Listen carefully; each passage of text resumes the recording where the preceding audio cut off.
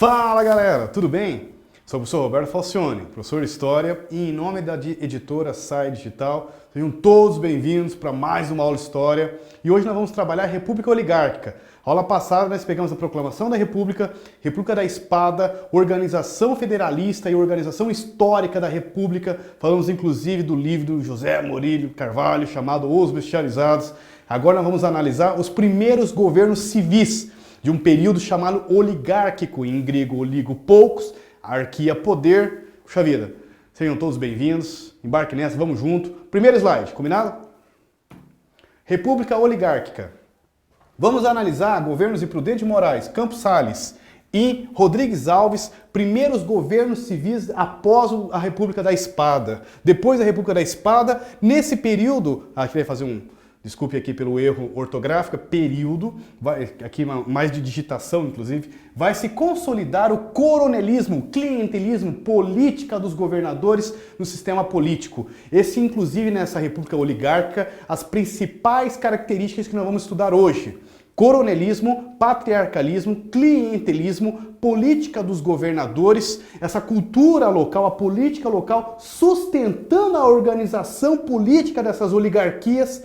Inclusive, para a próxima aula, ao meu merchan aí, não percam, Política Café com Leite e o Getúlio Vargas dando fim a esse negócio e implantando um novo modelo em 1930 com a Revolução em 1930. Combinado? Vamos lá. Primeiro tempo, então. Governo Prudente de Moraes. O governo Prudente de Moraes marcou a passagem do poder central das mãos dos militares para os civis. Vocês estudaram naquela aula a República da Espada de Floriano Peixoto, Deodoro da Fonseca e o seu vice depois, presidente Floriano Peixoto. Houve revoltas, a mais famosa inclusive foi a Revolução Federalista contra os maragafos que não aceitavam a legitimação desse governo, chamando eles inclusive de um governo falso. Entretanto, temos ainda em sua administração uma forte presença de militares, ligado ao presidente Floriano Peixoto, o que poderia abrir margens para que esses pudessem voltar ao posto presidencial. O primeiro ano de seu governo teria que ainda dar fim à Revolução Federalista, aquela do Rio Grande do Sul, que já havia perdido força no fim do mandato anterior. Em seu governo teve que enfrentar a Guerra de Canudos, 1896 e 1897, no sertão baiano. Nesse período da República Oligárquica, oligo poucos em grego, arquia poder, então são poucos apenas no poder, uma república voltada para uma minoria apenas, somente de São Paulo e de Minas Gerais, os focos políticos do período republicano oligárquico no Brasil. Vamos entender que começam a surgir movimentos messiânicos. Inclusive aqui, nós estamos em Curitiba, capital do Paraná, próximo da região, surgiu um outro movimento messiânico chamado, dentro da Guerra do Contestado, uma disputa territorial entre Santa Catarina e Paraná, onde João Maria, uma ideia de um profeta, um enviado de Deus, uma situação muito semelhante que é comparado entre a Guerra de Canudos, do Prudente de Moraes, lá que aconteceu em Salvador, no estado da Bahia, e aqui no Paraná, com a Guerra de Contestado, com o famoso profeta, a imagem do Messias João Maria. Lá na Guerra de Canudos, entre 1896 e 1897, nós temos o Antônio Conselheiro, também uma imagem messiânica. São governos pós-proclamação da República que são contrários, ironicamente, contrários ao governo republicano instalado.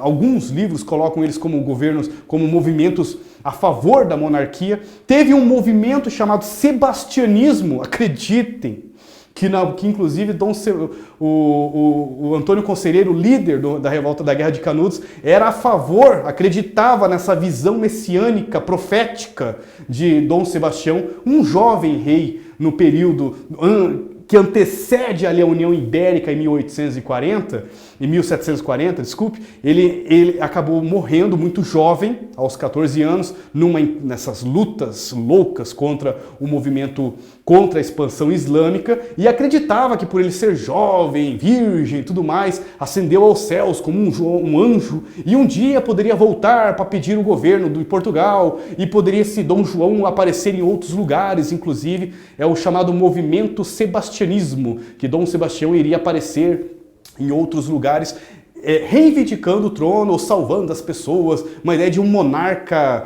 divino, uma ideia de uma divindade mitológica, assim, uma coisa louca, chama-se movimento sebastianismo. os dois movimentos tinham, tanto o João Maria, o chamado o João, o monge louco, como também aqui no Paraná, como também na Guerra de Canudos, no movimento messiânico de Antônio Conselheiro, também tinha essa ideia dos Dom Sebastião voltando dos céus e salvando as pessoas. Na verdade, você tem que imaginar uma grande população que não sabia nem distinguir o que era império, do que era monarquia, de república, uma situação de muita pobreza, um pós-abolição da escravidão, com muitas pessoas passando fome nos sertões aí do Brasil, e inclusive esses movimentos messiânicos aparecem então nesse momento por essa questão da terra, a questão da pobreza, a questão de uma ideia, de uma conscientização das pessoas, inclusive não sabendo nem distinguir o que era implantado a proclamação da República,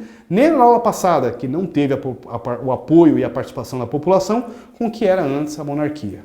Próximo slide. Caricatura de Antônio Conselheiro, revista ilustrada, no sertão baiano, entre 1896. Então nós temos a imagem de Antônio Conselheiro, num dos movimentos messiânicos que mais marcou o Brasil aqui nesse período, no chamado Guerra de Canudos. Claro que foi fortemente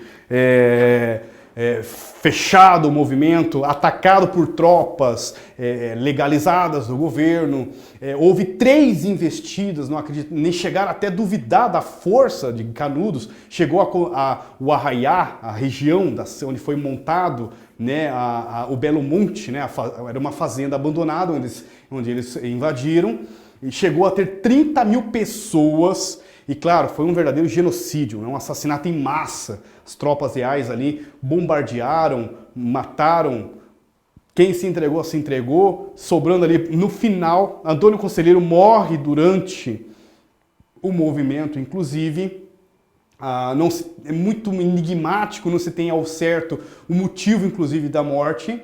A Guerra de Canudos termina ali com uma criança, 2 senhores de idade, um homem adulto apenas, e enfrentando fortes armas das tropas ali, com 4, 5 mil soldados, que quase colocou em xeque, inclusive, um poder republicano recém-instalado com a República da Espada, com o governo monárquico. Oligárquico, desculpe.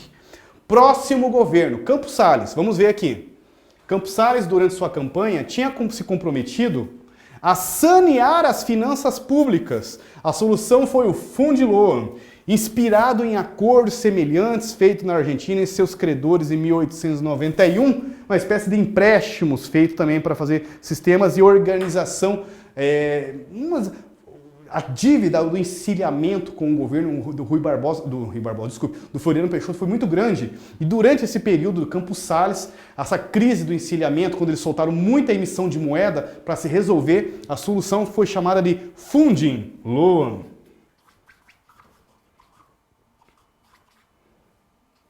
Funding Loan, um sistema meio que de intervenção governamental junto com empréstimos.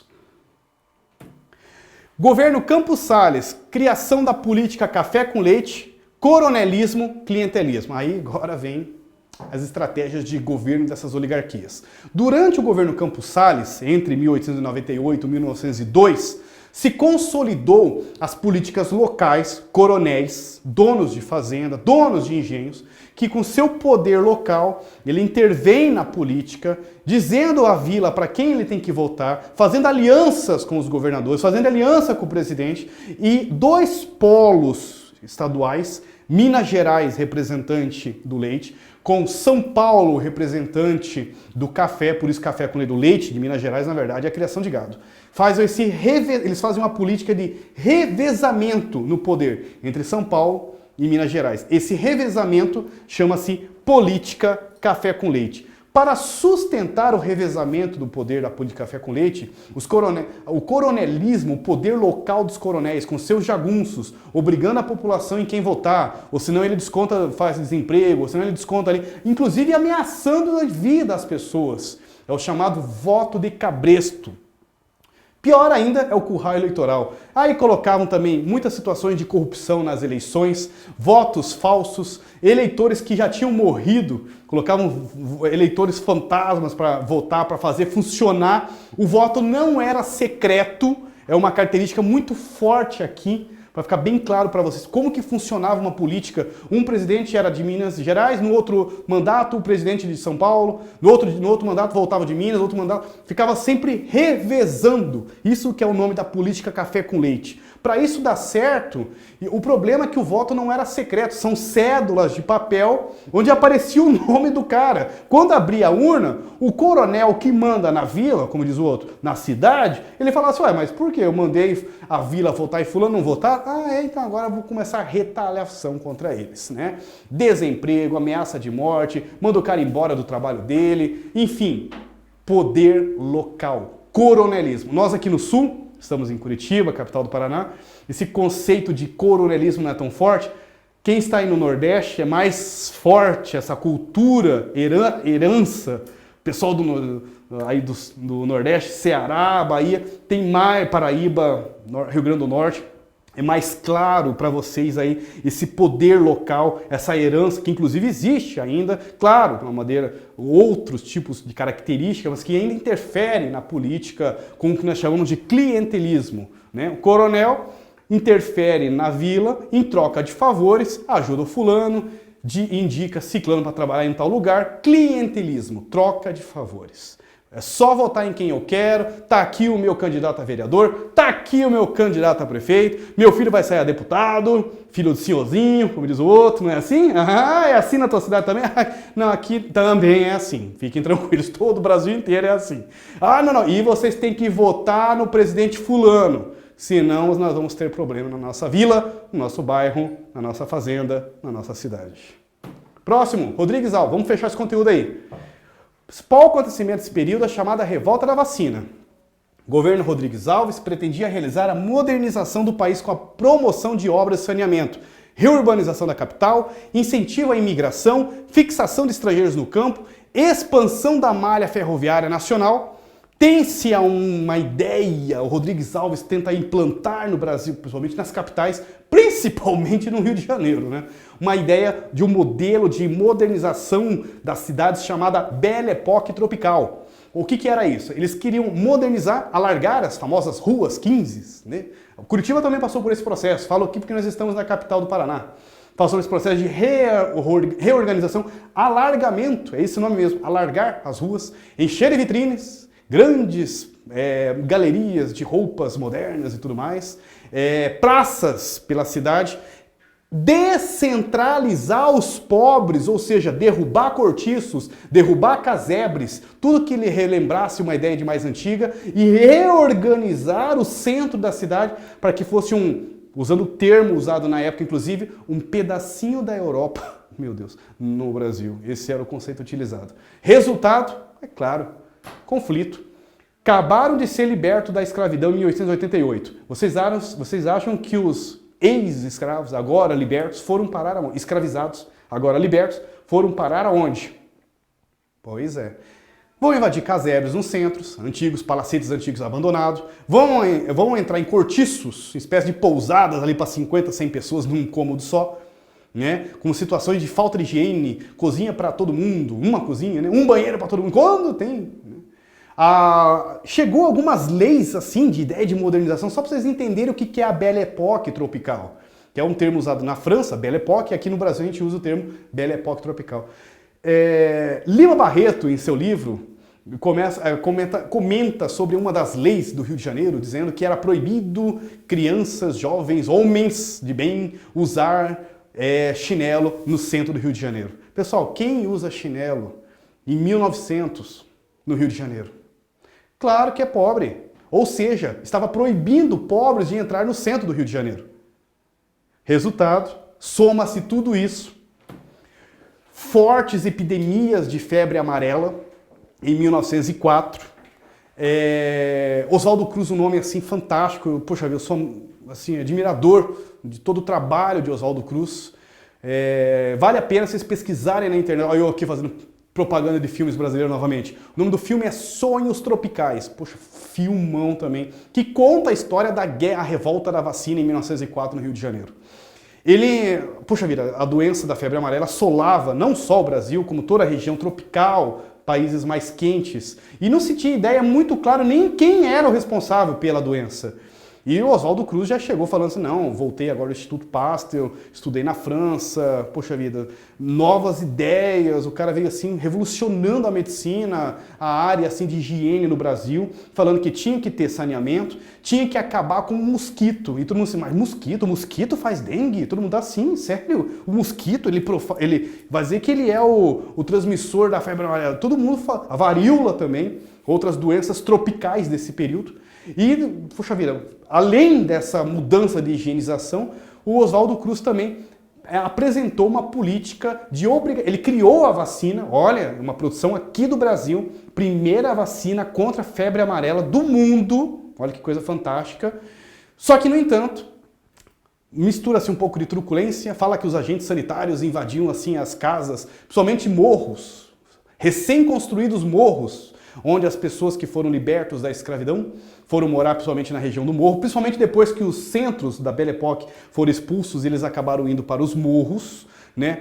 Uma falta de higiene, tem toda uma questão ligada também a doenças, e diz que havia um exagero dos agentes sanitários jogando aquelas pulverizadores para matar os insetos, e inclusive alguns exageros quanto à vacinação. A população se revoltou contra a vacina, que passou a ser obrigatória, a obrigatoriedade da vacina, diziam que eles queriam matar os pobres se injetando vírus.